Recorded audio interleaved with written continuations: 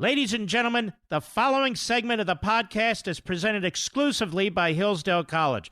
Now, in its 175th year, Hillsdale is a truly independent institution where learning is prized and intellectual enthusiasm is valued. Thank you for listening, and my sincere appreciation to Hillsdale for their sponsorship. He's here. He's here.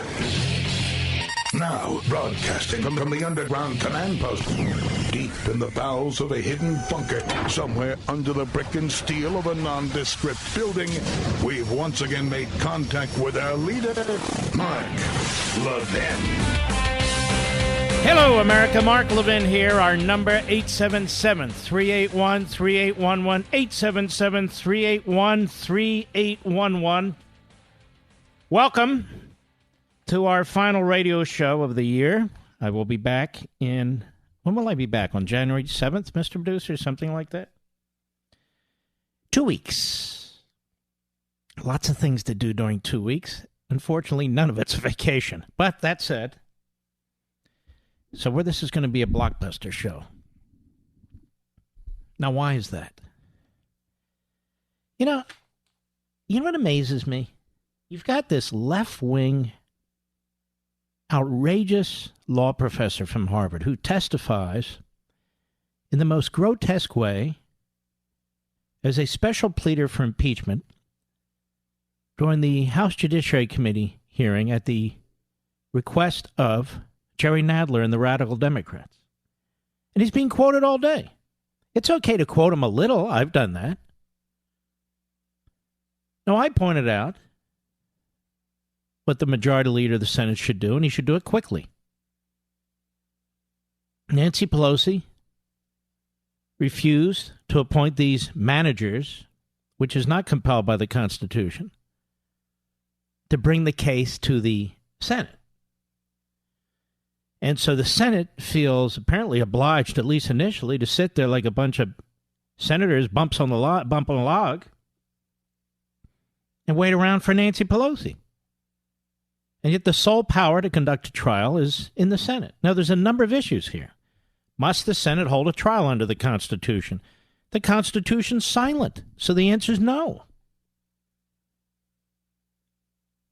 It doesn't say it must. It says it has the sole power in the case of impeachment. So it has discretion. I don't know how you reach an opposite conclusion if you're just following it logically, but it's silent on the issue. So it doesn't compel it. Has the practice been that the Senate holds a trial? Yes. But that's the practice. That's the precedent. It's not the Constitution per se. If the Speaker of the House chooses to take a recess, she controls the schedule, she controls the vacation, she controls everything in the House of Representatives. She's the closest thing to a dictator we actually have in this country. And she says, I'm not sending any information. The article's over there, my manager's over there, until I'm happy with the rules that are going to be put in place by the Senate. And by the way, we're taking 2-3 weeks off. So you have a nation in a situation where only the Democrats, and some did not, but the vast majority of Democrats, not a single Republican, voted to impeach a president of the United States and doesn't want it adjudicated. So politically, they feel they have the best of both worlds, although I believe they're shooting themselves in the temple, but that's a different issue. Our Constitution has never been abused this way, ladies and gentlemen, never. It's never been abused this way in terms of what the House Intelligence Committee did, what the House Judiciary Committee did, what Nancy Pelosi did on her own, in declaring that there would be an impeachment inquiry. We've never seen anything like this before throughout our history. So let's go closest to the time when our Constitution was ratified and adopted by the nation. What Nancy Pelosi's doing would be rejected. It wasn't done. We don't have to look back to Nixon. We don't have to look back to Clinton. We don't have to look even back to Johnson. The fact is that the impeachments that were conducted, including with judges, closest to the the adoption of our Constitution and its ratification, looked nothing like what Nancy Pelosi's done. And keep in mind, she's of a mindset where they don't care about the Constitution and they don't care about American history. They care about the here and now, which they control. I want you to keep a few other things under consideration as we look at this. There is literally nothing in our Constitution and nothing in our constitutional history supporting Nancy Pelosi's action or inaction, a delay or an indefinite withholding. There's nothing. Because what she's doing is utterly diabolical. And even the framers of the Constitution didn't take it into consideration. The Constitution says nothing about the Speaker of the House or the House appointing managers. Nothing. The Constitution does not give the House of Representatives, or certainly the Speaker, input into the Senate's trial role. In fact, it says the opposite, that the Senate shall have sole power when it comes to matters of trying impeachments. The House has absolutely no role, whether they send managers or not. Because the framers were brilliant. They would never have granted unbounded, illimitable power to any branch of government or any part of any government, and they didn't. They didn't authorize the Speaker of the House as one person to have this kind of control over the entire impeachment trial process and to hold a nation at bay like this. They would not and they did not create impeachment as a tool for a rogue Speaker of the House. And there are tools that are available for the body politic to respond to this, other than sit back and say, wow, this really blew up in her face. But I'm not interested in that. I'm interested in the Constitution. And the United States Senate and the majority there, the Republicans, and thank God the Republicans are in the majority there, because if the Democrats were, the Constitution would be utterly and irreversibly destroyed. Mitch McConnell and his Republican majority can fix this. And they can fix this by quickly doing away with the phony impeachment process and the phony actions by Nancy Pelosi, which are both extra-constitutional and unconstitutional. Now, for those of you who like this program and come up to me at book signings and other places and say, one of the things I really like about your program, Mark, is you get deeply into substance like few others do, particularly with respect to our history and philosophy and our Constitution. Today's that day, the last day of the year. Today's that day. I've referenced with you many times a book written by the late, great Yale professor Raoul Berger, a true constitutional expert. And he was never a lawyer. But so what? Neither was George Washington. And the book's title is Impeachment, the Constitutional Problems. And it is a fascinating book, and I've read it 3 different times. I read it when it first came out. I read it during the Clinton impeachment, and I read it about 3 months ago again. What I'm going to do is take an early break, and we're going to go through this. And what you're going to hear is the detail, the thought that went into this impeachment clause. The vast majority of the debate that took place at the Constitutional Convention involved the presidency and whether to have it or not to have it, and what bribery meant, and what are they referring to, and what kind of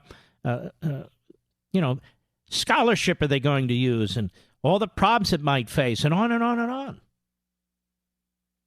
And then when I'm done reading this to you, not the whole book, little pieces that are important, I want you to keep in mind, I want you to, when I'm done, conclude, do you think for 1 minute they would have created a Speaker of the House with the kind of power that Nancy Pelosi is exercising in this process? Do you think for 1 second they would have? And is there another example anywhere in the free world, or certainly in the free world at our founding, or when the Constitution was ratified, in which a Nancy Pelosi, a speaker with this kind of power, existed.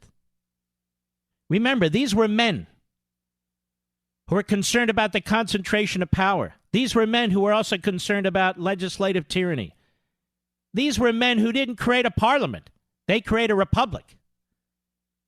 Would they have created and wanted to have created what Nancy Pelosi has done to the House of Representatives through her small majority, her small temporary majority that she's had for less than a year?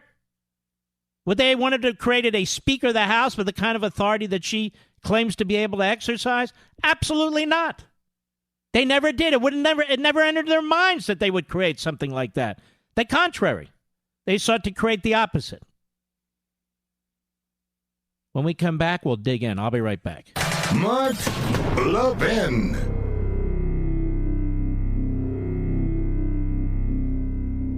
As we celebrate the Christmas and holiday season, we often pause to consider our many blessings. Hillsdale College thanks you for loyalty as it celebrates 175 years of blessings. Now, since 1844, Hillsdale has held fast to its mission to provide the kind of education essential to preserving free government. And for decades, the college has extended its educational mission on behalf of liberty through a variety of outreach programs. Perhaps you receive Imprimus for free every month, or have taken one of Hillsdale's excellent free online courses, or have attended one of Hillsdale's free regional events. You know of Hillsdale's refusal to take even 1 penny of government money. Now, this independence allows the college to focus on promoting its core principles: learning, character, faith, and freedom without government interference. So during this season of blessings, Hillsdale thanks you for your partnership in extending its mission to the country. Merry Christmas from Hillsdale College, and to learn more, visit levinforhillsdale.com. That's Levin for Hillsdale.com.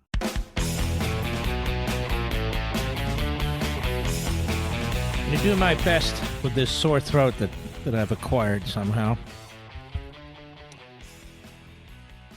I love it when the media says that we've been through 3 impeachments. The third impeachment of a president. Third impeachment, it's historical. We've never been through an impeachment like this, ever. There's nothing historical about it. It's tyrannical. And if they're going to reference it as historical, then maybe they have an obligation to explain why this one's different than the rest. Now let's look at how they went through this process, just so you can see how Nancy Pelosi has burned it down. And Nancy Pelosi needs to be the focus of this. She's fascistic. And this is Raoul Berger. Article 2, Section 4 of the Constitution provides the President, Vice President, and all civil officers of the United States shall be removed from office on impeachment for and conviction of treason, bribery, or other high crimes and misdemeanors. The path by which the framers arrived at this language is traceable in the records of the Constitutional Convention. Initially, impeachment was to be based upon malpractice or neglect of duty. In the Committee of Detail, this became treason, bribery, or corruption, and was then reduced by the Committee of 11 to treason or bribery. When George Mason suggested on the floor of the convention the addition of maladministration, James Madison remarked that it was, quote, so vague, unquote, whereupon Madison substituted high crimes and misdemeanors, which was adopted without demur. The special nature of high misdemeanors had already been recognized by the convention. Now your eyes may start rolling. I want you to listen to the extent to which these men were dealing with this. So when we have 2 articles of impeachment, abuse of power and obstruction of Congress, they never, ever, ever contemplated such nonsense. They were very specific. They were debating over these words, not generalities. So the special nature of high misdemeanors has already been recognized by the convention, as reported by the Committee on Detail. Article 15 provided that a fugitive from justice charged with treason, felony, or high misdemeanor should be returned to the state from which he had fled. In the convention, the words high misdemeanor were struck out and other crime inserted in order to comprehend all proper cases. it being doubtful whether a high misdemeanor had not a technical meaning too limited inferably to an impeachable offense as distinguished from a misdemeanor ordinarily coupled with a felony in a criminal law. Except for a few early statutes directed at political crimes, high misdemeanors found no place in the criminal law of this country. Like Blackstone, James Wilson, one of the delegates, referred to malversation in office, or what are called high misdemeanors. Impeachments, he states, quote, and offenses and offenders impeachable come not in those descriptions within the sphere of ordinary jurisprudence. They are founded on different principles, are governed by different maxims, and are directed to different objects, unquote. Again, impeachments are confined to political characters, to political crimes and misdemeanors, and to political punishments, he said. In the United States, the problem was complicated by the doctrine that there is no federal common law of crimes, so that to constitute a high crime or misdemeanor, it has been maintained there must be a statute which creates an indictable crime. One of the components of impeachment, treason, is defined in the Constitution, but bribery is not. The framers were content to look to the common law for a definition of bribery. Now, as a footnote, since there was no American common law, where did they look? At British common law. He goes on. So, too, when the convention adopted Mason's substitution of high crimes and misdemeanors for the vague maladministration he had at first suggested, the framers inferably had the English cases in mind as giving content to the phrase.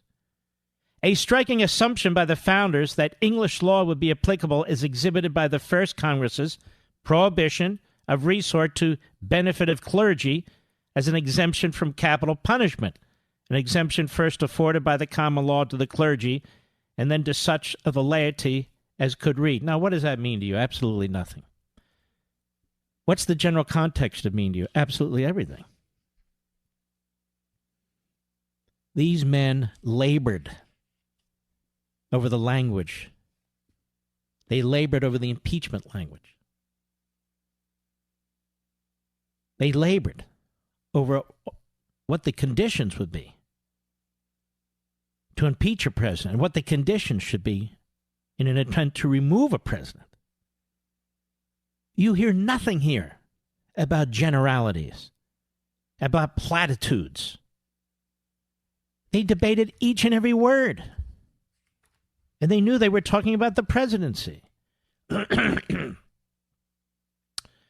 Pressing for the impeachment of Justice Douglas, William O. Douglas, Congressman Ford, Gerald Ford, asserted that an impeachable offense is whatever the House and the Senate jointly consider it to be. You've heard legal analysts say this on television. Former federal prosecutors, former judges, they have no idea what they're talking about. The records make quite plain that the framers, far from proposing to confer illimitable, that is, unlimited power to impeach and convict, intended to confer a limited power, which is again why I and others have argued that these articles of impeachment are absolutely unconstitutional. Now, I want to continue. We have commercial breaks. We believe in capitalism here, so stick with me. I'm marching through this like Sherman through Atlanta. I'll be right back. You hear me talk about Hillsdale College a lot, about its rigorous classical liberal arts curriculum, about its exceptionally bright and patriotic students. 175 years ago, Hillsdale College was founded with a mission defined by 4 enduring purposes: learning, character, faith, and freedom. While many institutions have lost their way, Hillsdale College maintains an unwavering commitment to learning, character, faith, and freedom. I've also talked about the great Dr. Larry Arnn, the president of Hillsdale College. It's one of the finest Americans I've ever known. And he explains that these 4 purposes, learning, character, faith, and freedom, remain inseparable in the activity of education at Hillsdale College. He says, learning is difficult and takes more than talent. It takes hard work, which requires character. Freedom is essential for learning, but it is fragile and constantly under threat, so its principles must be studied by all for the sake of its defense. At Hillsdale, faith and learning are integrated toward God because He is the first authority. Folks, if you've ever wondered why I love Hillsdale College, now you know. Visit hillsdale.edu. That's hillsdale.edu for more information. Hillsdale College, pursuing truth and defending liberty since 1844. Remember, that's hillsdale.edu, hillsdale.edu. This is the nation's town hall meeting, and you can join in at 877-381-3811. It's an odd thing. My brain says I want this show to go on infinitely because the subject matter is so important. But my throat says, let's get this the hell over with. But my throat loses because my brain is right. You know, the reason that I donated a copy of the compilation of the Federalist Papers published at the direction of Hamilton to Hillsdale College. The reason that I collect these things, and they're enormously expensive, that I acquired the copy of the letter where the Patriots were begging the New York Assembly for gunpowder, Dr. Warren and others, when they took on the Redcoats. The reason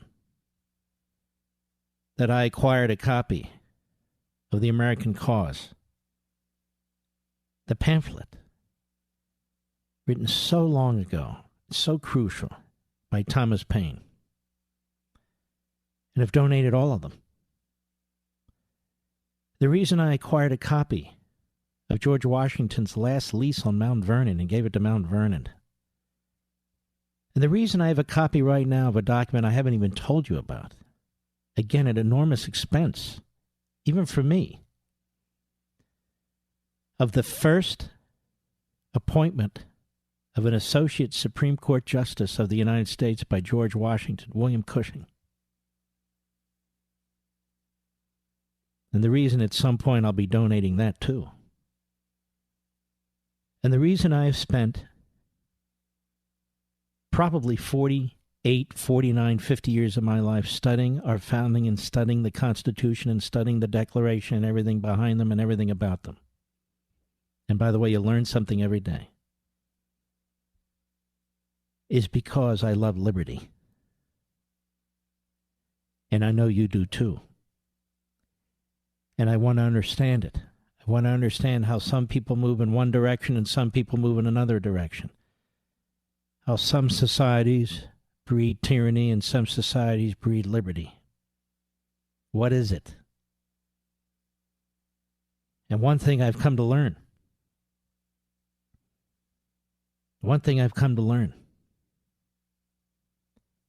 Is that liberty is used by tyrants to destroy liberty. And we have tyrants among us, despite what the press say, despite all the reporting and all the broadcasting. Nancy Pelosi is a tyrant. Not because she's a liberal, not because she's a Democrat, because she meets the definition of a tyrant. And you can see the exquisite detail with which these men in Philadelphia during the Constitutional Convention were trying to make decisions about the civil society and what kind of government they wanted to institute. And their fear at all times was tyranny of one form or another. Now let's get back to the late, great Professor Raoul Berger.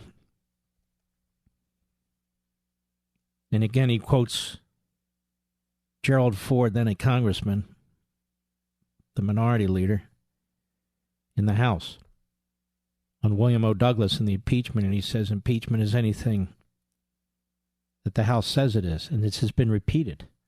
It's very odd when you have legal analysts quoting Gerald Ford for a definitive statement on impeachment. And the records make quite plain, writes Berger, that the framers, far from proposing to confer unlimited power to impeach and convict, intended to confer a limited power. Why do you think they were debating this language and put it in the Constitution?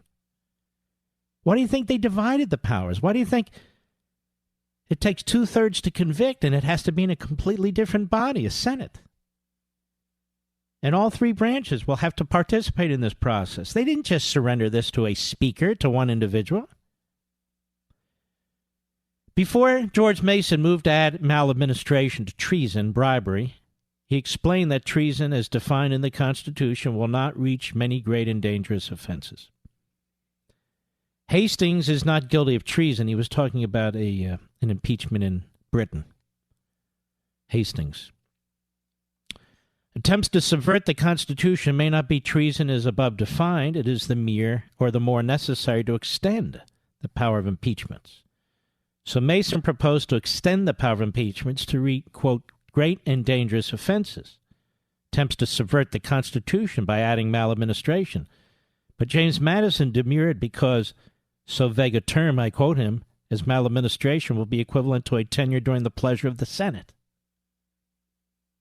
Is that not exactly what's taking place here, except the pleasure of the House? And he said high crimes and misdemeanors was accepted in its place. Manifestly, this substitution was made for the purpose of limiting, not expanding, the initial Mason proposal of maladministration. Shortly before, the convention had rejected high misdemeanors in another context because it had a technical meaning too limited. So the adoption of high crimes and misdemeanors exhibits an intent to embrace the limited technical meaning of the words for purposes of impeachment. Not abuse of power and obstruction of Congress, for God's sakes. He says that consequence would attach in any event for use of a technical term fully ascertained by the common or civil law would require reference to that law for its precise meaning. If high crimes and misdemeanors had an ascertainable content at the time of when the Constitution was adopted, that content furnishes the boundaries of the power, the limits of the power. He says it is no more open to Congress to stray beyond those boundaries, the language in the Constitution, than it is to include in the companion word bribery an offense such as robbery, which had a quite different common law connotation. The design of the framers to confer a limited power is confirmed by the rejection of removal of address, which knew no limits. Even so, some uneasiness apparently was excited by the breadth of the power, so they were even remained concerned about it. For there were repeated assurances that impeachment was meant only for great injuries, quote unquote. This is out of the Constitutional Convention. Great misdemeanors, quote unquote. James Iredell, later a Supreme Court justice, told the North Carolina Convention that, quote, the occasion for its exercise, that is impeachment, will arise from acts of great injury to the community.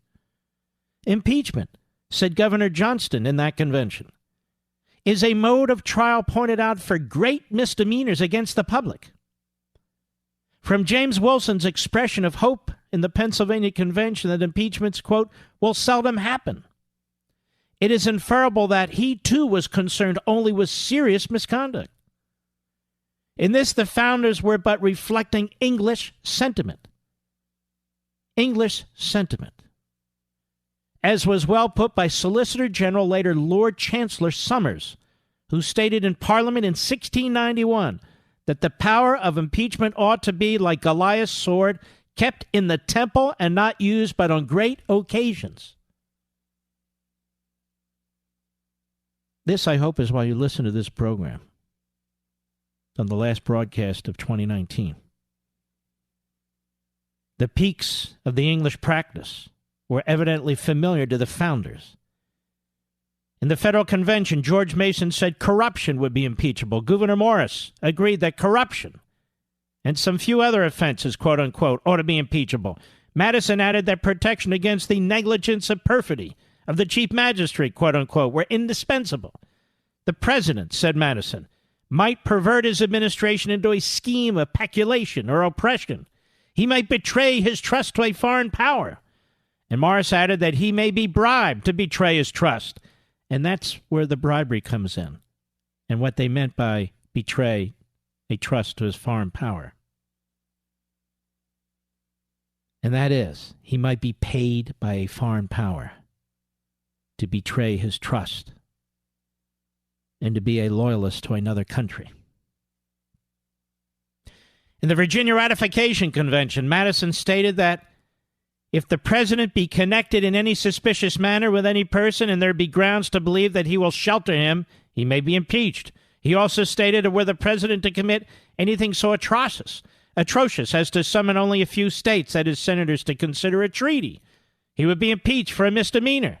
Francis Corbin and Henry Pendleton considered the giving of bad advice by ministers impeachable. In North Carolina, James Iredell said, I suppose the only instances in which the president would be liable to impeachment will be where he had received a bribe or had acted from some corrupt motive or other. General C.C. Pinckney said in South Carolina that those are impeachable who have amiss or betrayed their public trust. An abuse of trust by the president, said Edward Rutledge, there was impeachable. The net effect of these remarks, it seems to me, he writes, is to preclude resort to impeachment of the president for petty misconduct. Hamilton's reference to, quote, the awful discretion which a court of impeachment must necessarily have to doom to honor or to infamy the most confidential and the most distinguished characters of the community, unquote, goes beyond the presidency. But as will appear, the restriction of high crimes and misdemeanors to great offenses for others than the president raises still other problems. But we're not going to go into that because he talks about other civil officers and judges. There's more. I want to continue with you right after this. Mark Levin.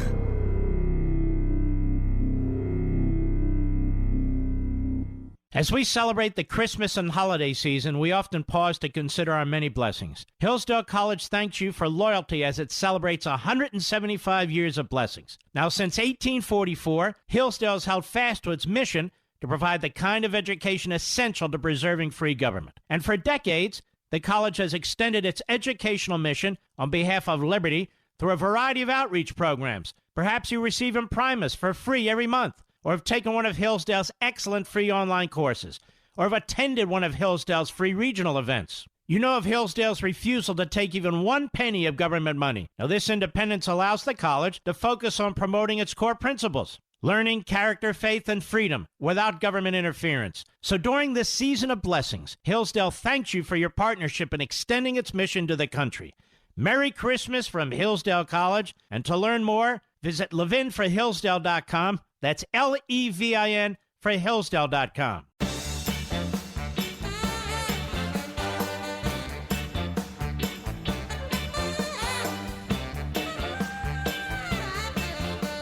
The last Life, Liberty, and Levin of the year, the new one, the last new one of the year is this Sunday. Please don't miss it, 8 p.m. Eastern Time on Fox. This Sunday, my guest is Ken Starr, a full hour, former independent counsel in the Whitewater scandal. And we cover everything. If you like the Dershowitz interview, you're going to like this interview too. This is part of what I do, to try and bring information and substance in an entertaining way, but not in a cheesy, annoying way, to you, the people, you Levinites out there. So don't forget, this Sunday, mark it down, 8 p.m. Eastern Time on Fox is the last new Life, Liberty, and Levin, and we have a blockbuster show, a full-hour interview. It'll be Ken Starr and me. And please don't forget, today is December 20th. To secure your copy of Unfreedom of the Press. It is a magnificent Christmas gift. I know people are coming up to me on the street with the book, asking me to sign it, and I'm doing the best I can. But you should go to Amazon.com, get your copy. You can have it in your hands by tomorrow or the next day. A perfect Christmas gift, a perfect Hanukkah gift, and a crucially important book for its times. It's the number one political book of the year, the number one press book of the year, the number one conservative book of the year. top of the list. Whether or not there's a list out there. All right, let's see here. I need to do, this is, yes. I'm operating off my iPhone, ladies and gentlemen, so that's the way, if you saw the way I was operating, I had to get a camera in here. People will laugh. This lesson, this discussion on impeachment. I mean, there's so much more. But before I do, before the end of the first hour of the program, I hope you'll stick with us. It's the last show of the year on the radio program.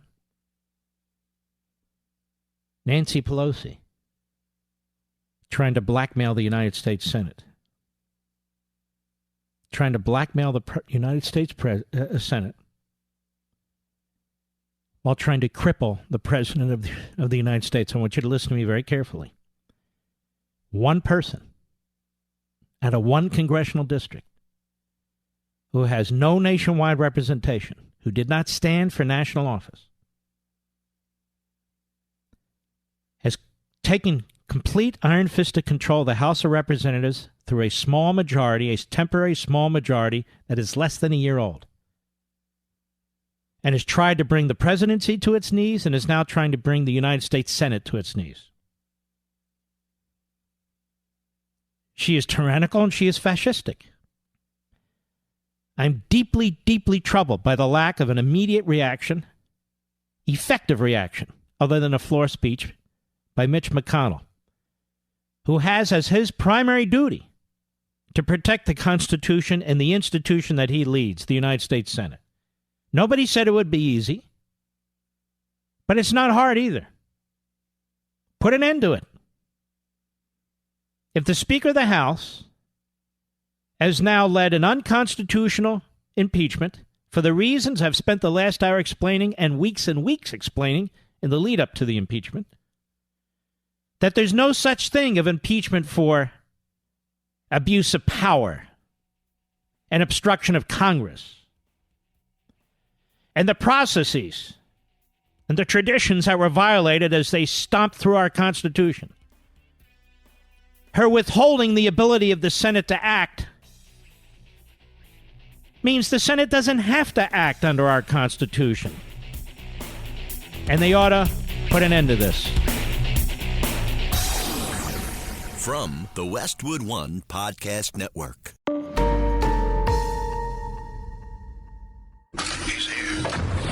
He's here. Now, broadcasting from the underground command post, deep in the bowels of a hidden bunker, somewhere under the brick and steel of a nondescript building, we've once again made contact with our leader, Mark Levin. Hello, everybody. Mark Levin here. Our number, 877-381-3811, 877-381-3811. So, just to end this issue for this program, in evaluating the uses of impeachment, as Raoul Berger writes in his fantastic book, we should not close our eyes to its political inception and continued political coloration, even in the cases of the English justices who had offended Parliament by assisting the king to carry out detested policies. The drawing of political lines goes to the motivation behind the given impeachment. The motivation behind the given impeachment, not the definition of the terms of impeachment. And he says, and here we need to recall that in the great English impeachments, the charges were often the sheerest facade for a politically motivated proceeding. It's exactly what's taken place. But be the motivation what it may, writes Berger, in this country, impeachment must proceed within the confines of high crimes and misdemeanors, as exhibited by the prior English practice. No judicial impeachment, it may be added, aroused anything like the furious factionalism exhibited in the impeachment of President Andrew Johnson, which also lacked the normal breaking action of conviction by a two-thirds vote because of the overwhelming representation of Republicans in both houses. The critical focus, in sum, should be not on political animus, for that is the nature of the beast, but on whether Congress is proceeding within the limits of, quote, high crimes and misdemeanors, unquote, and affording a fair trial, as was emphatically not the case in the impeachment of President Andrew Johnson. The impeachment of President Donald Trump will go down in history as a more outrageous case than Andrew Johnson. I've had the opportunity to read that transcript in the Senate deliberations, as well as the history behind and the matters and events that led up to his impeachment. In many ways, it was an abomination, but it was in some ways much more understandable than what's taken place against Donald Trump. And I'm telling you, particularly those who are in your 20s and 30s, when you outlive me, 40 or 50 years from now, you're going to remember this program and you're going to remember the other programs where I've pointed out as passionately, as cerebrally, as any way I can what an abomination this is to our Constitution and to the people. And in the end, I want you to know something. The intention here is what I've always said it is. It is a coup. And it is a coup aimed at you. It is a coup to take your vote away in 2016. It is a coup in an attempt to destroy the election of 2020. You know, the Obama administration, more than any foreign power, interfered in our 2016 election through its FBI, through its intelligence agencies, and through its friends in the press. And now, the Democrats in the House, with the support of Democrats in the media and the Senate and elsewhere, are doing the same thing in a different way, that is interfering in the 2020 election. And what Nancy Pelosi is doing is not just delaying this to try and blackmail the United States Senate and the Republicans, and McConnell in particular. She's also doing it to try and prevent this president from clearing his name. And to have this hang over his head is also intended, as president, to prevent him from nominating anybody to the Supreme Court should a vacancy occur on the Supreme Court. But I want you to think now, we've been into the specific more generally, step back. Since when in our country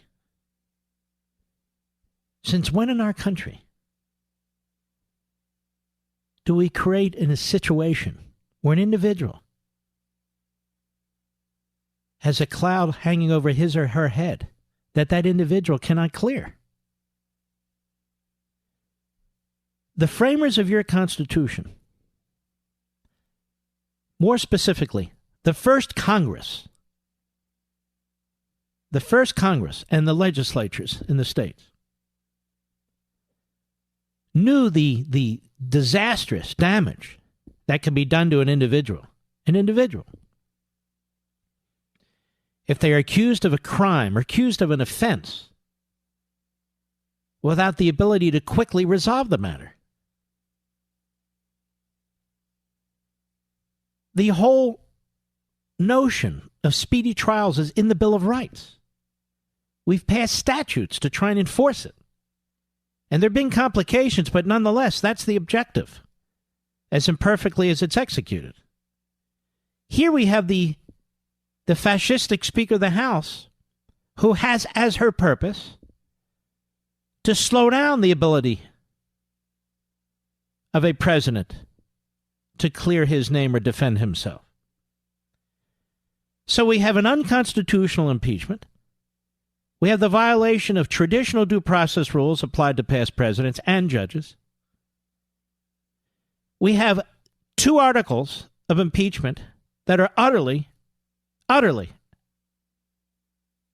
without constitutional merit. We just walked through that. Now, the same woman is trying to control what's taking place in the Senate and other aspects by using the impeachment as a political tool beyond impeachment. It is she who needs to be removed. Unfortunately, the only way to remove her is through expulsion. And you need a majority vote to expel her. Some people have said, why don't you impeach her? Because it's been held that members of Congress are not civil officers for the purpose of the impeachment clause. And so they're not technically subject to impeachment. But call it impeachment, call it expulsion, whatever it is. The only people who can expel her are you. By taking out those so-called 29 or 30 moderate Democrats, as well as other Democrats who represent you, who may not be all that primed to win election. In the end, it's up to we the people. That's what the framers said. Now, it's more and more difficult for we the people to actually have any power because more and more government decisions are being made by judges and by this massive administrative state that I've been writing about, even long before President Trump became a candidate for president. And others are now talking about it. That's the difficulty.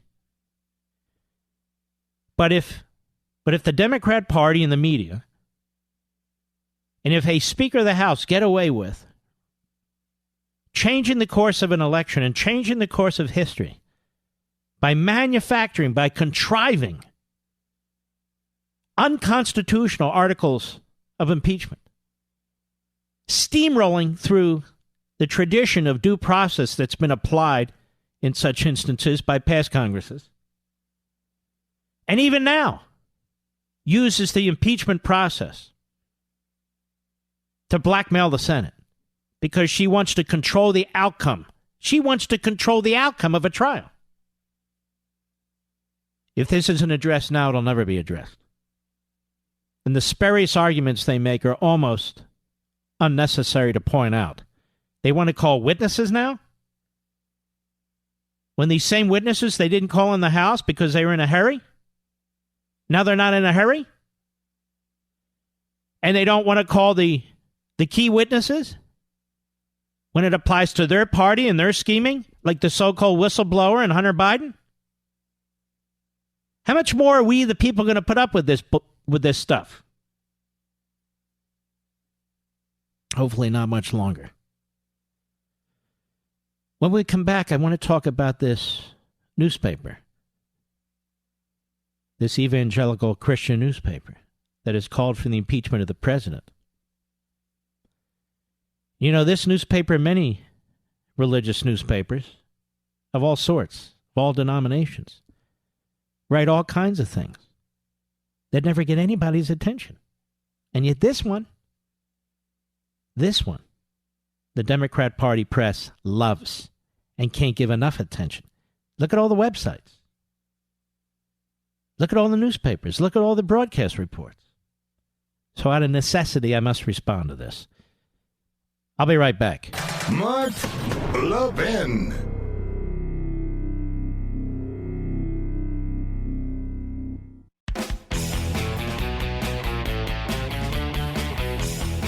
You know, if I wanted to become famous in the usual circles for about a day or two or three, I would come out strongly against the President of the United States. That's what a lot of these never-Trumpers have tried in radio and out of radio. And they have failed because they're used by the left and by the media, and then they're thrown away, as they should be. Mark Galli is one of these individuals. Now, Mark Galli is the editor of Christianity Today. I can't think of a single thing this newspaper has published that CNN has cared about in the past. Can you, Mr. Producer? Nothing. Now, before we go to this gentleman, who now has come out for the impeachment of the President of the United States because he believes he's immoral. I would like to ask Mr. Ghali, how can you call the President of the United States, who has taken more action to try and protect unborn human beings than any president in American history, who has attempted to appoint judges to our courts, who believe in the sanctity of life, who has withdrawn each and every presidential fiat issued by Barack Obama, expanding and extending abortion here and abroad at taxpayer expense. And you call this president immoral because you might not like what he says from time to time?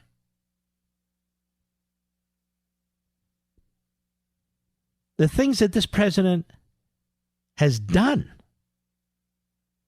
are more moral as apply to the people of this country than most other presidents, certainly in modern times. So this is a disgrace that the editor of Christianity Today would make these comments. And of course, he shows up on CNN. He knows exactly what he's doing. He's a journalist, first and foremost, or shall I say an opinion writer. Here he is. Cut 15, go. There are times, of course, when there are issues that transcend politics. So to me, this is one of them. I mean, I grant that the Democrats have been partisan in their efforts to remove the president, and at times I think have been unfair. There's no question about that. But in this particular instance, the facts that arose in the impeachment hearings rise above that partisan level. And one of the things I'm trying to say in the You, sir, don't even understand what the Constitution says. And that's part of the problem with all these so-called journalists. They don't even want to be informed about the Constitution. This is an utterly unconstitutional impeachment.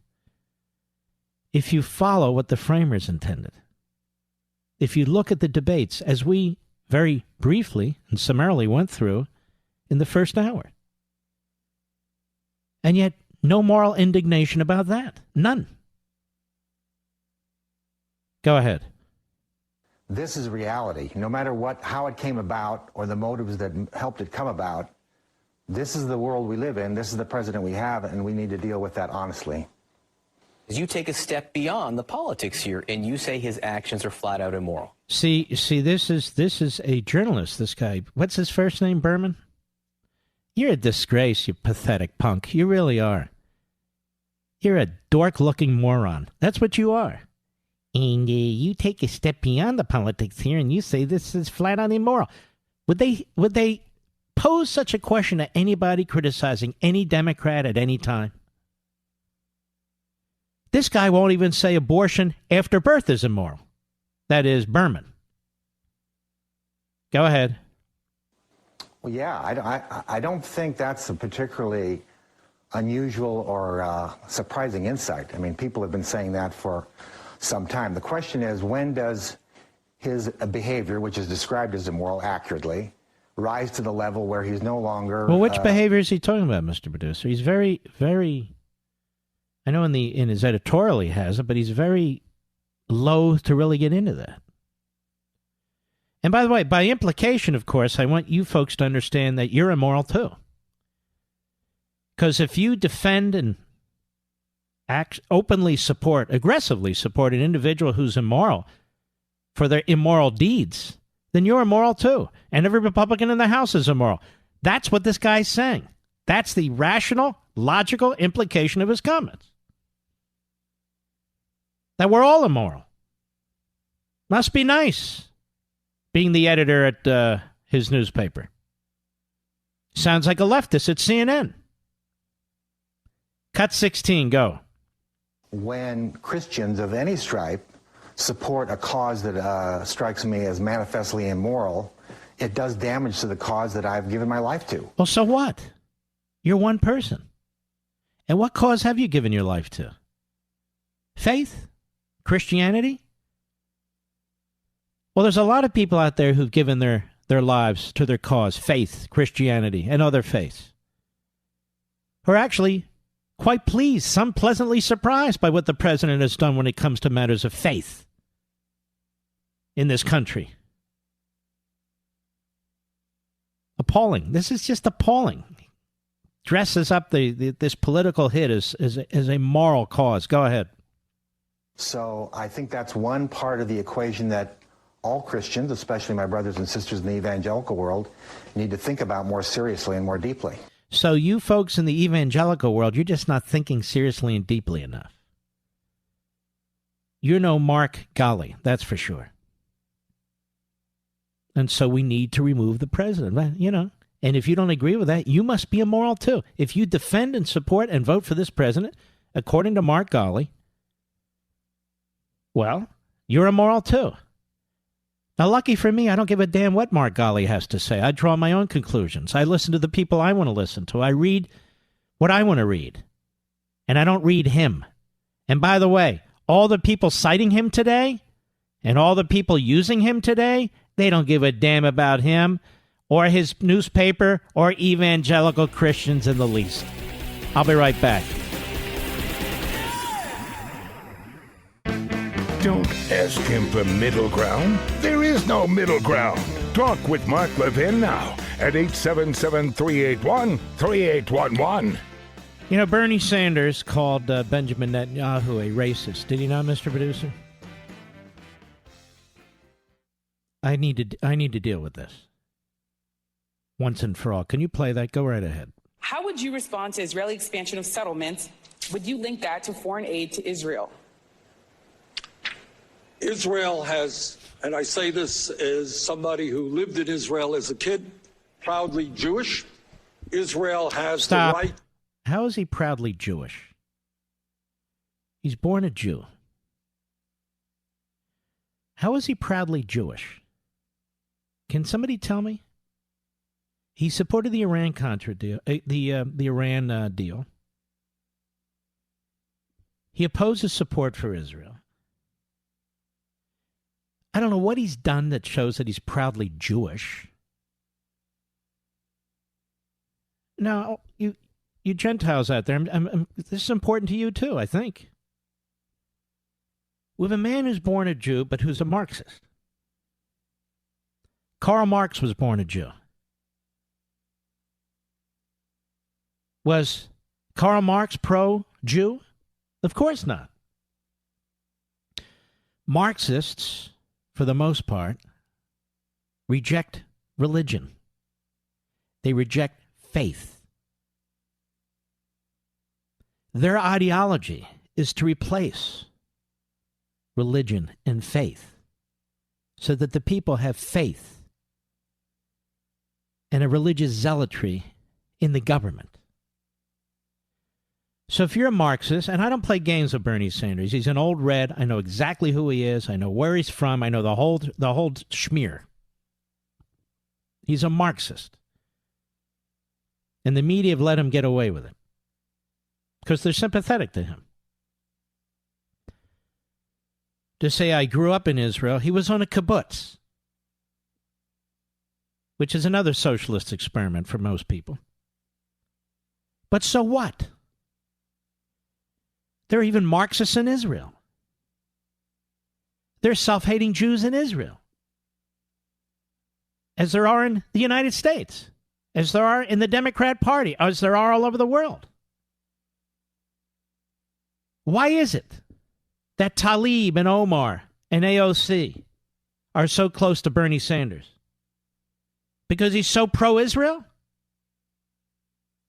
Why is it that Tlaib and Omar and AOC, rabid anti-Semites, two of whom have talked about the destruction of Israel? Why is it that they're so close to Bernie Sanders and he to them? And he gets away with this at these Democrat debates. I have to confess, I don't watch these Democrat debates. When it gets closer, I'll watch.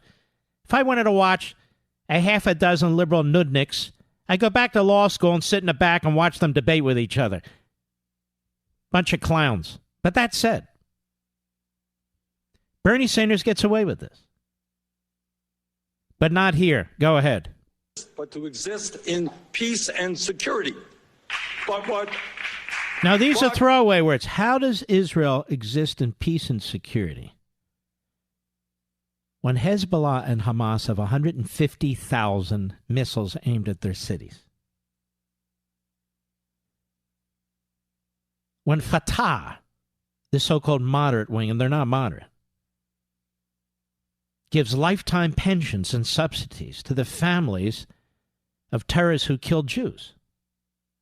When Fatah executes, and it's the penalty, capital punishment, any Palestinian who sells any property to a Jew. And it goes on and on and on. When your neighbors say they do not believe in your right to exist, how do you live in peace? As Benjamin Netanyahu has said, if they lay down their arms, there will be peace. If we lay down our arms, there will be slaughter. Ours.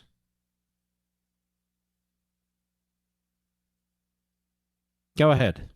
U.S. foreign policy must be about is not just being pro-Israel. We must be pro-Palestinian. Tell me, Bernie the Red, are you pro-Taiwan?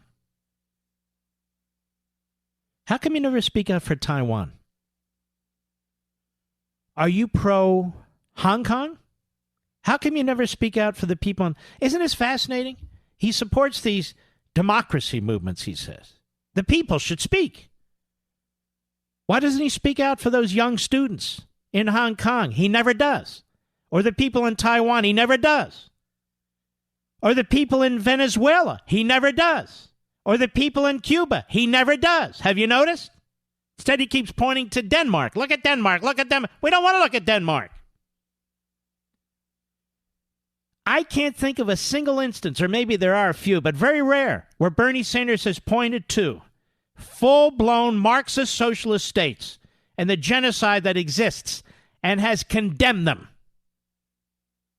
without excuses. I can't think of one. That Israel's the problem. And his usual punchline is about to come. Go ahead. Now, I want you to listen to the Democrats in the audience cheering Bernie Sanders. The Democrat Party, the growth of anti-Semitism and their hate for Israel is at emergency levels. Unbelievable levels. And the longer we ignore this, the worse it's going to get. You don't have an AOC or an Omar or a Tlaib in the Republican Party in the House or the Senate. There are none. Go ahead.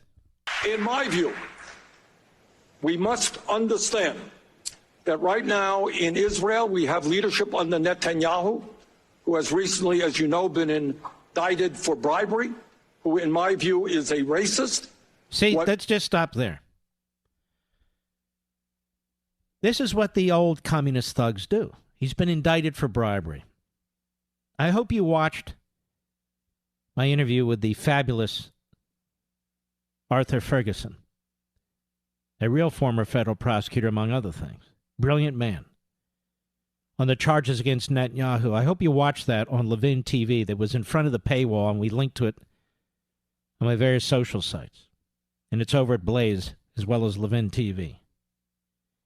Bernie Sanders has no idea what's going on with Netanyahu and that attorney general. No idea whatsoever. None.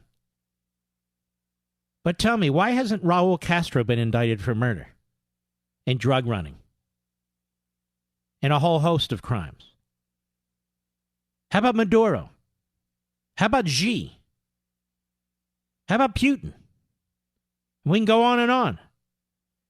He has a greater hate for Netanyahu than he does for any of these genocidal maniacs. He has never called Maduro a racist. He's never called Xi a racist, but he is. Look what he's doing to the Muslims and to the Christians. He has never called Putin a racist. Look what he's doing to the Muslims and the Ukrainians and the Crimeans and the Georgians. He's never called the Castros racists when they are. Che Guevara used to mock the Cubans who were particularly dark. He was a racist. But he'll never mention that. But he'll call a man who's not a racist, who's trying to defend his country from terrorists, a racist. This is how diabolical Bernie Sanders is. Bernie Sanders is a racist. He's an anti-Semite. He is a bigot. And he is a Marxist. And I challenge him to come on my program and debate me on every one of those points. Every one of those points. Publicly, nationally, internationally. I am challenging Bernie Sanders to come on this program and debate me and defend himself. But he won't, because he's a coward. He throws out these lines like the Marxists learn. Gets the audience jumping up like clapping seals. And they're the media, the Holocaust-denying media, the Ukrainian starvation, genocide, 1932-33 media covered up these massacres. Actually, in the case of Ukraine, put out propaganda at the New York Times. I'm more than ready for you, Bernie. Bernie Sanders. The truth is, Bernie Sanders is just BS, exactly like his initials tell us. I'll be right back. Mark Levin.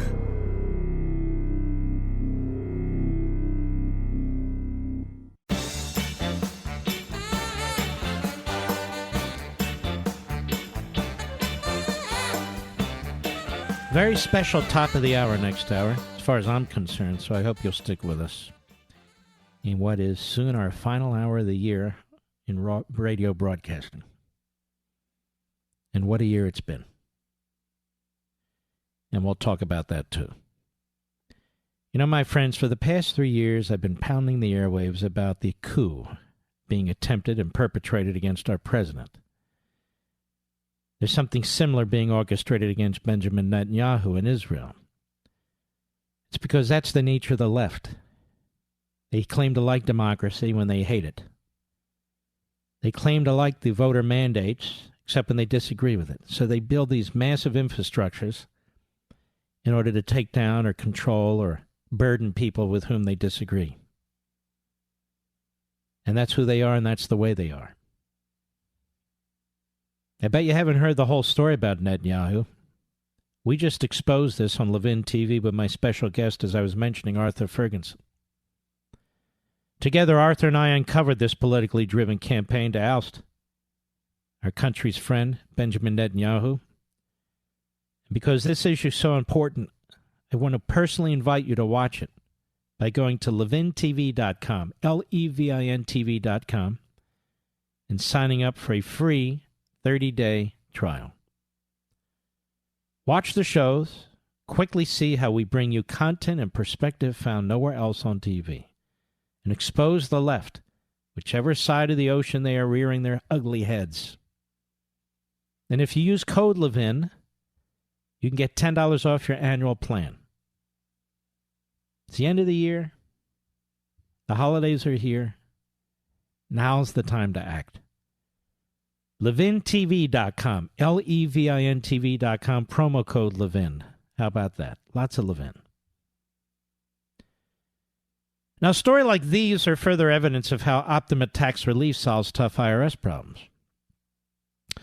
Eric fell 5 years behind with the IRS. Then, boom, suddenly they froze his bank account and demanded money he didn't have. So he called Optima Tax Relief. Now, Optima took control, got his bank account released, and set him up with a plan that was hundreds of dollars a month less than the IRS initially tried to milk out of him. Problem was solved. That's how Optima has resolved over $1 billion in tax debt for hardworking Americans. Optima steps between you and the IRS to help stop aggressive collection actions, protect your assets, and get your life back. Call for your free consultation.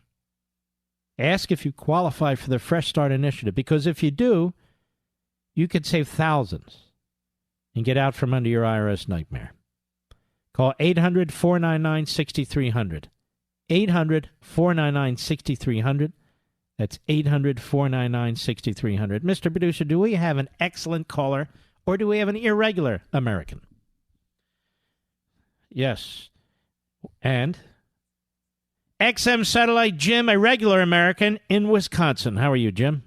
Hi, Mr. Levin. Thanks for taking the call. Just wanted to say I appreciate all you do, and God bless, and Happy Hanukkah, and Merry Christmas. Wanted to tell you, I was in D.C. recently, and at the Tomb of the Unknown, and I watched there for a while, and I thought to myself as I looked at the field of stone all around me, I said, I wish Pelosi could come here and whisper to the people there and say, is it okay to what I'm doing? Is that okay with you guys? And I'm sure if you listen, you'll get your answer. It's not. And I served in the Marine Corps. I came out a captain quite a long time ago, and it bothers me what's happening to our country. I look around at the fields of stone. I look at the Vietnam Veterans Memorial, and I think of all these men and women who gave their lives for this country and what's happening to it. And it breaks my heart. I want to thank you for your service. Captain's a big deal, and I agree with you 100%, except in this regard. I don't believe Nancy Pelosi would be moved 1 centimeter. She knows exactly what she's doing, and she's diabolical. All right, my friend. Thank you for your service. Who's next, Mr. Producer? In Pennsylvania, Mike, XM Satellite. How are you, Mike? Great. You're a great American. Thank you. Hey, I just wanted to say I really think we're giving the Democrats more credit and attention than what they deserve.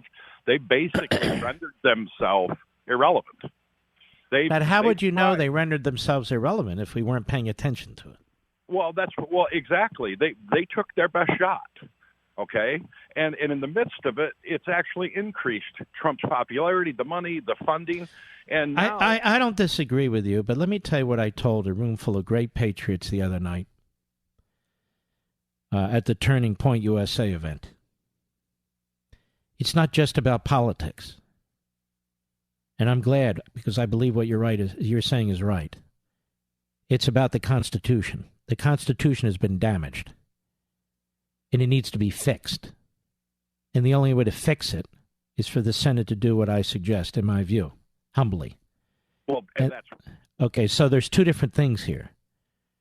Whether it backfires on them politically is important, but the damage to the Constitution is grave, and it will be ongoing unless it's fixed. Go ahead. Well, and what I'm saying is that the Democrats have been acting like irresponsible teenagers where the adults in the room we have business to do. No, they haven't. They've been acting like fascists, not irresponsible teenagers who get in trouble, smoking pot.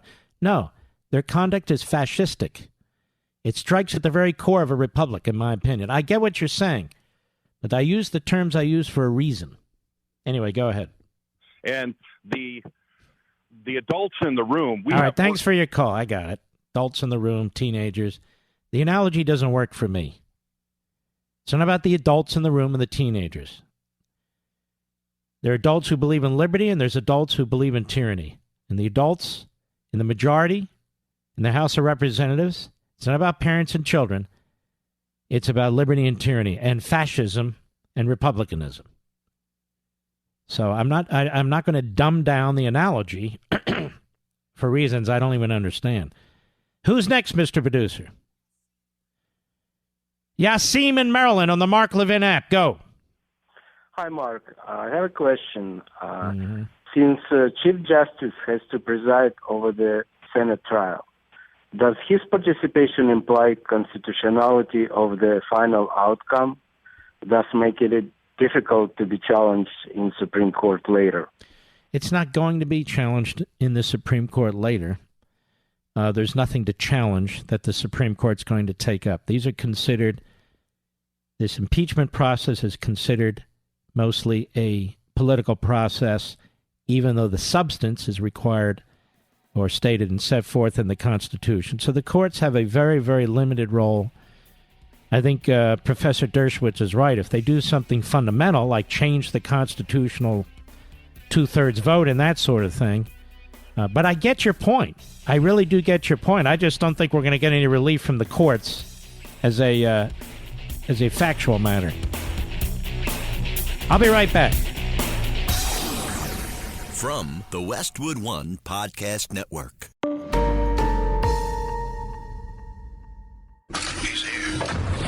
He's here.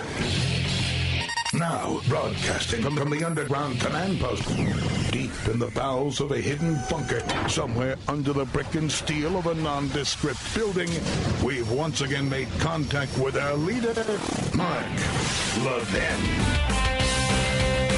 Hello, America. Mark Levin. The number 877-381-3811. 877-381-3811.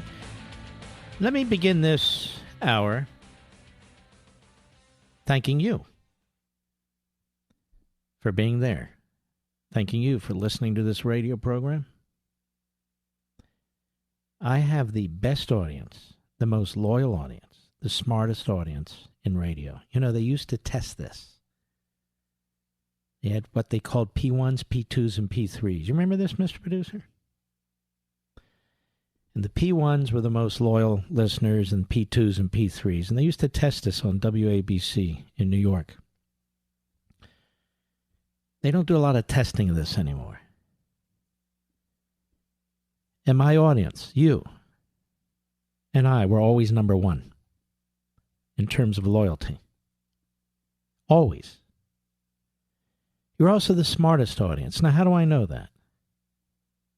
I read to you in the first hour of the program from a book that is used by law professors, not in teaching classes, but in trying to figure out impeachment. And you were there, listening to it, because you want to know. I do a different kind of program. We have a lot of fun. Every day is not college day, but it's our country, and I want us to explore it together. And by exploring our country, I don't mean just taking stuff off websites or newspaper headlines. Sometimes that's important, but other times we got to go on our own. We got to go where the future takes us, guided by history and guided by philosophy. And we have to figure out things on our own. Everything's not hit, run, run, run, run. That's who I am. So we do this differently here. And you're there, listening. When I started my program on Fox at the request of the executives there, and I told them what I'd be prepared to do, we were immediately told by various left-wing websites and others that it would be too boring. Over Media Matters and something called Raw and other left-wing sites, they mocked their show, first couple of shows. It's the number one show on Sunday night, bar none.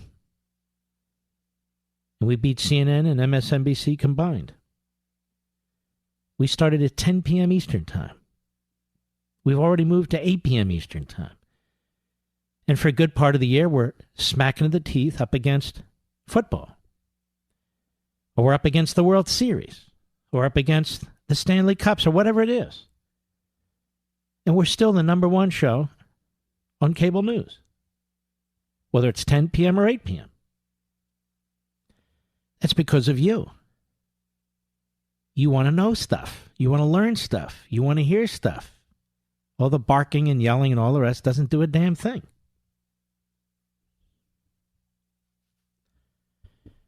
The books that I write are not easy books.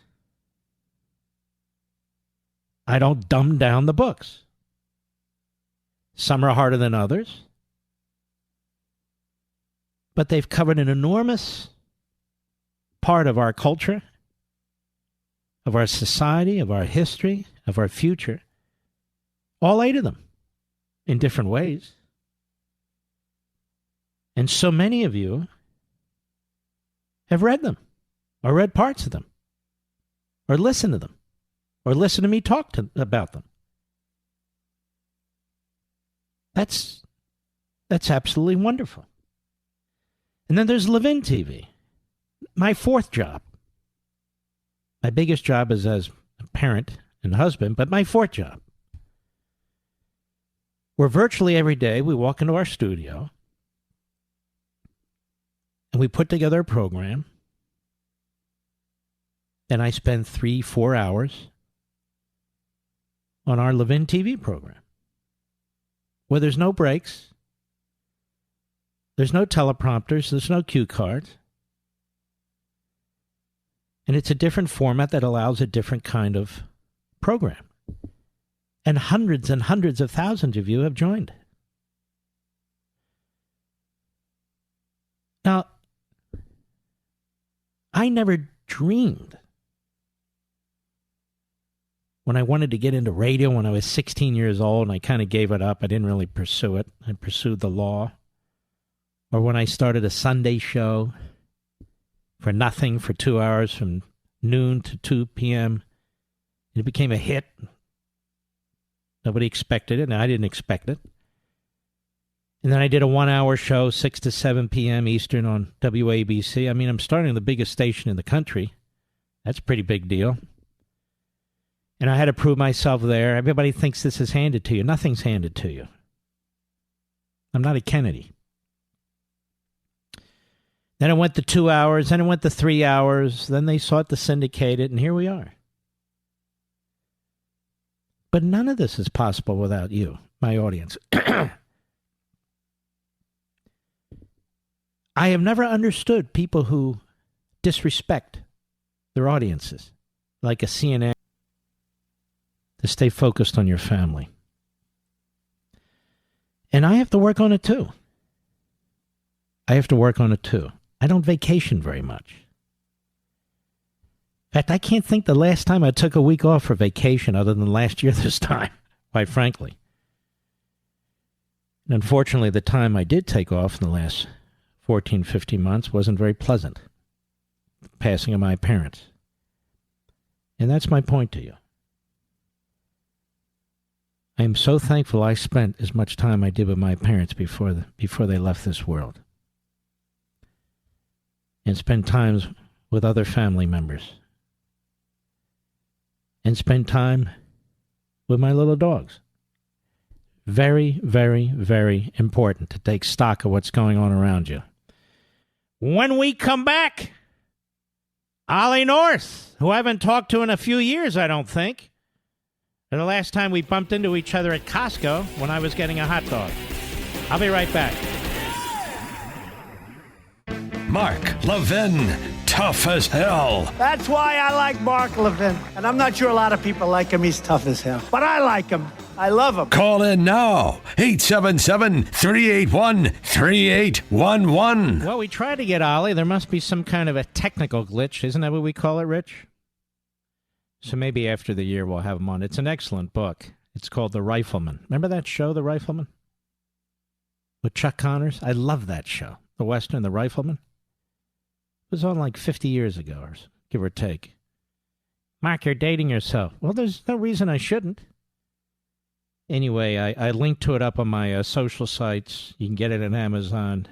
Ollie writes wonderful books, and it is The Rifleman. I hope you'll get it for the holidays. Grab your copy, and we'll have Ollie on next year. I don't have Car Shield. Oh, I do? Yeah, you're right. Computer systems in cars are the new normal. I have Car Shield on our 2010 Camaro, by the way, and I'm damn glad we do. Because all the problems that can go wrong, from electronically controlled transmissions to touchscreen displays to dozens of sensors. But all this advanced tech is expensive to fix if and when it breaks. That's why I have Car Shield. Car Shield has affordable protection plans that can save you thousands for a covered repair, including computers, GPS, electronics, and more. Car Shield has helped over 1 million customers. So drive with confidence knowing you got coverage from America's #1 auto protection provider, like we do. Whether you have 5,000 miles or 150,000 miles on your website, it's inevitable. Something's going to break. Get covered by CarShield today. They're there. You can call them right now. 800-CAR-6000. Mention code Levin or visit carshield.com. Use code Levin. You'll save 10% either way. That's 800-CAR-6000 or carshield.com. Use code Levin either way. Get your 10%. A deductible may apply. By the way, I also need to mention all the magnificent affiliates we have on the AM and FM dials all across America who carry this show. I want to thank you very, very much. For the vast, overwhelming majority of us, we're wonderful partners, and I just think you're terrific. And I also want to thank Sirius Satellite, their magnificent job that they do, and our podcast and so forth. Well, Ollie, it's good you're here. Now you have 5 minutes. Tell us about the Rifleman. Well, it's a story about Daniel Morgan, who would have been, if he were still alive today, a neighbor of mine out here in Clark County. And George Washington, who'd met him first in the French and Indian War, got to admire him. They'd fought together, and he summons Morgan to be one of the first 10 rifle companies in the brand new Continental Army once he gets to Boston on the 14th of June, 1775. He says, come to Boston with 100 rifles, 100 Virginia rifles, and of course means the guys to carry him. Takes him 21 days to get his riflemen, a company plus, from right where I live, right here on the Shenandoah River, all the way to Boston, and I-95 was not there. And then Morgan gets selected to lead the first offensive operation of the Revolutionary War. And the first offensive operation happens to be the invasion of Canada. It was because Congress wanted them to do it. Ollie, what year was that? 1775. Yeah. And of course, it's going to Canada through the incredible mountains of Maine in the middle of winter. Mm. And I don't want to give away the end of the story, but it's a disaster. Mm. And so the reason I started writing the book was because people 3 years ago started saying bad things about the commander-in-chief. Well, it turns out, if you look back at the documents from 1775, there were headlines and handbills and Post-it notes and things like that went along. Here's one of them from 1775. Our nation's capital is in the midst of seemingly intractable, destructive disarray. Opponents of our commander-in-chief have launched intrigues in Congress to remove him from his post. Spies, traitor, and terrorists abound. Does this sound familiar? Mm-hmm. This is not 2019. This is 1775. So they had liberals back then too. They did. They were called Tories. Yes. We were the rebels or the patriots, and they were the Tories or loyalists. But even though the lexicon has changed, Washington is not. Obviously, the capital then was Philadelphia. Washington was the commander-in-chief, not Donald Trump. What was the capital? Philadelphia. I just wanted to hear you say that again. What? I love you, buddy. Yeah. First of all, I want people to know something. Yeah. We don't talk much, but I want people to know that we are very, very good friends. We are indeed, and have been for many, many years. And always will be. Other great controversies. Oh, yes. And I'm grateful for your friendship. I don't get to see you at my favorite place to have a hot dog anymore. Costco. You got it. Do you still pop in there? I pop in there not as much. I do. I do. I still go there. In fact, right now they are out of my book, so I'm not happy. Well, then people need to let me help you on this, folks. You want to get the book? You want to get it in time? You're at a retail store. That's great. My suggestion: get on Amazon right now. The Rifleman. You'll have the book tomorrow. You'll have the book the next day. You'll have the book right away in time for Christmas and Hanukkah. If you're going to Barnes & Noble or you're going to the warehouse stores and you're there, obviously take a look. But if you want to have it in your hands, go to Amazon.com. I'm going to tell you something. This is a fascinating book. You're an excellent historian, particularly when it comes to our military history. And look, the beginning of the country is military history, quite frankly. And I knew nothing about this story. Nothing. I didn't know about the Rifleman. So it's fascinating to me. He's a near neighbor. Well, think about it. I tell the Boy Scouts when they assemble Betsy's farm out here on the river. is a place for the Boy Scouts to camp out and get their survival merit badge and their all the kinds of things that require outdoor stuff. And I tell them, we'll stand up there on the ridge right above the Appalachian Trail. And I point down to where Washington stopped his survey for Lord Fairfax right on the river because he needed a ford across it. And the Castleman's Bridge was the Castleman's Ford. And I love to point to the Boy Scouts and I say, turn around, face northeast. That's the route that George Washington took to get to Boston. And he walked the 600 miles in 21 days, kids. And I-95 wasn't there. Do you think George Washington, with the media we have today, and all the defeats that took place till the end, think he would have survived? No. In fact, there was an assassination plot that was lodged by people who routinely talked to Washington's enemies in the Congress. The remarkable thing about Washington is in the aftermath of driving the British out of Boston, he realizes New York is going to be the next target. And so he starts moving the Continental Army, such as it was, and he finds a handful of people. Now get this, Israel Putnam was from Connecticut. Would you trust anyone from Connecticut today to lead people into combat?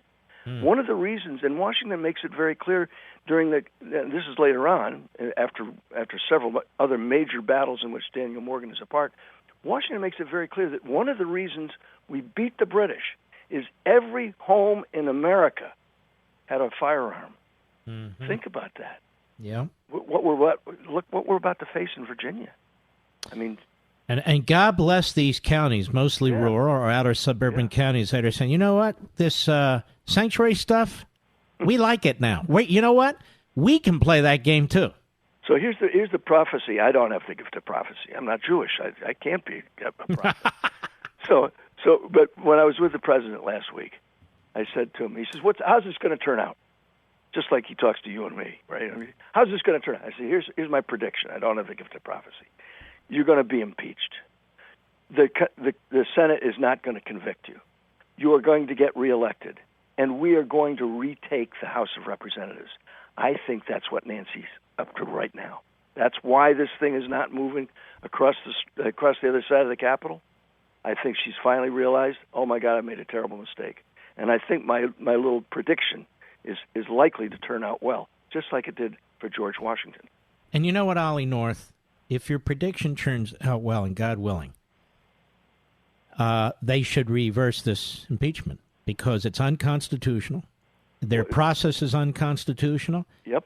And they should, for all time, make it abundantly clear that the next Congress will not go along with this. So you want to tell your listeners how I know that you're right?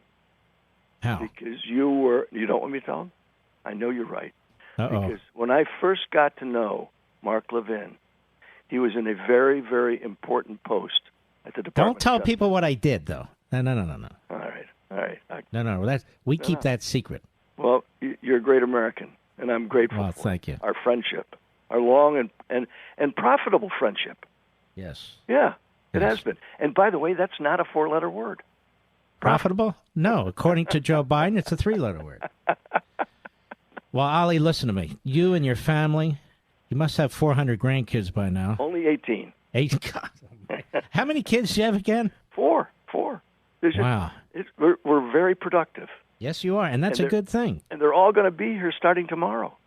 I may come take refuge. But isn't that exciting to have all of them around there? It is great. You just kind of look at what's going on. This is your legacy. No, it is. None of us can take anything with us, but we can leave good things behind. And there's 18 of them, and I think it's probably tapped out at this point. But I don't know, because the youngest is just 3 months old. And they can always adopt. They can adopt another 20. There you go. That's true. Connected by DNA and love. Yeah. Ollie, we love you. This whole audience adores you. Folks, go out. The Rifleman is a fantastic book. It's a real history book. But the very beginning of the Revolutionary War. Ollie North, God bless you, my friend. You're a great American. I love you. Semper You Fi, too. pal. Love you, buddy. Take care. Man, oh man, Shevitz and I were involved in a lot, Mr. Producer. A lot of good stuff, important stuff. What am I doing now?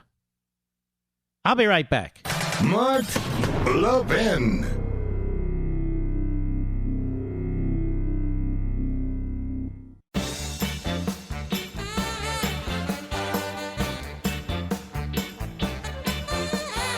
to remind you, folks, my wonderful listeners, time's running out on Simply Safe's huge holiday offer. It's their biggest sale of the year. If you're looking to fully protect your home with award-winning 24/7 home security, now's the time to do it. Burglaries spiked during the holiday season with families traveling and leaving empty homes and expensive gifts behind. Simply Safe's holiday sale couldn't come at a better time. Simply Safe has everything you need to protect your home and family. There's a smart lock and video doorbell, and to defend your front door, an army of sensors and cameras that guards every window, door, and room in your home. If there's a break-in, they can give real-time video confirmation to police as it happens, so police respond up to 3.5 times faster. Simply Safe made a holiday offer with my listeners in mind. 25% off. 25% off. And a free HD security camera, but it ends December 31st. Now, they rarely do deals like this. So now is your chance. Visit simplysaflevin.com, simplysaflevin.com. And remember, this sale ends December 31st. Go today to simplysaflevin.com. Well, you need to get your engines worked on, during the break, so we're ready for the next battle, and there'll be a lot of battles coming for our country. And the best way to do it is what I was talking about before: family and friends and some downtime. Doesn't mean you have to be an ostrich about these things, but it's an important thing. And let's see if we have a really, really good caller there, Mr. Producer. Who do we have? Yeah. WTCM, Bill in Michigan. Please, go right ahead. Well, hello, Mr. Levin. You've got 1 minute. 1 minute. Go. Oh, okay.